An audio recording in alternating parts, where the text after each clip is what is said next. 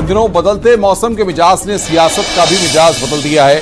आसमान से अंगारे बरस रहे हैं तो सियासी मंच से जुबानी हमलों की बारिश हो रही है, वो भी प्रधानमंत्री मोदी की काशी में। दरअसल राहुल गांधी और अखिलेश यादव बनारस में प्रधानमंत्री मोदी का विजय रथ रोकने के लिए साझा रैली कर रहे हैं और उन मुद्दों को उठा रहे हैं जो कि इससे पहले नदारद रहे हैं। राहुल गांधी और अखिलेश यादव ने दावा किया कि अगर इंडिया गठबंधन की सरकार बनती है तो अग्निवीर योजना को खत्म कर दिया जाएगा। अखिलेश यादव ने चुनावी मंच से वादा किया कि युवाओं को कच्ची नहीं बल्कि पक्की नौकरी मिलेगी। वहीं राहुल गांधी ने दावा किया कि अगर इंडिया गठबंधन की सरकार बनती है तो आरक्षण का दायरा और भी बढ़ेगा। साथ ही महंगाई बेरोजगारी को लेकर भी जुबाने हमले हुए हैं। आपको रिपोर्ट दिखाते हैं कैसे आखिरी दौर में अग्निवीर के साथ ही आरक्षण का मुद्दा जोर पकड़ चुका है।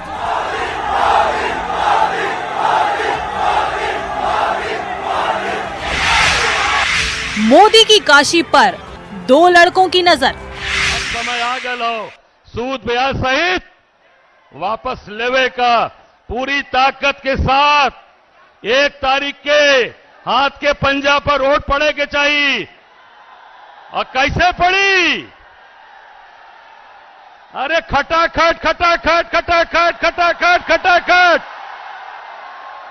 और तुहार काम हम करब फटाफट फटाफट फटाफट। मुद्दों पर बात, अग्निवीर पर सियासी बयानों की बरसात। अग्निवीर मुद्दे पर राजनीति की आग 7वें चरण में 7वें आसमान पर जाकर भड़की है। राहुल गांधी अग्निवीर योजना को रद्द करने की बात कह रहे हैं तो अखिलेश यादव राहुल गांधी के सुर में सुर मिला रहे हैं और बात महंगाई, बेरोजगारी और कच्ची पक्की नौकरी की कर रहे हैं। अग्निवीर योजना के हम खिलाफ हैं। मैं हिंदुस्तान के युवाओं को कहना चाहता हूं, अग्निवीर योजना को इंडिया सरकार फाड़ के कूड़ेदान में फेंकने वाली है। ये सेना का स्कीम नहीं है, ये नरेंद्र मोदी जी का स्कीम है, ये पीएम ऑफिस का स्कीम है और इससे सेना का, देशभक्तों का, जवानों का अपमान किया जा रहा है।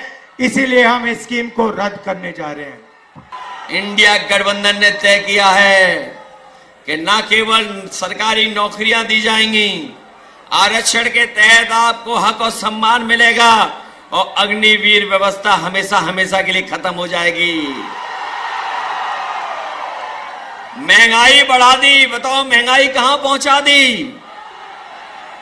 जो चीजें महंगी हुई वो हम और आप जानते हैं। चाहे जो भी जरूरत की चीज हो सब महंगी हो गई। डीजल, पेट्रोल, खाद, डीएपी सब महंगा हो गया। मोदी की काशी में सियासी एंट्री के साथ जिस तरह अग्निवीर योजना का मुद्दा उठा है, जिस तरह देश के योद्धाओं को सियासत में लाने की कोशिश हो रही है, उस पर बीजेपी ने नाराजगी जाहिर की है और पलटवार किया है अखिलेश और राहुल गांधी के बयानों पर। लड़ सकती हूँ नारा देना बहुत आसान था, लेकिन न कभी लड़ी न कभी लड़कियों के लिए खड़ी हुई। ये तो महिलाओं के साथ अत्याचार, अपराध और उनकी हत्या भी हुई, तभी प्रियंका गांधी नजर नहीं।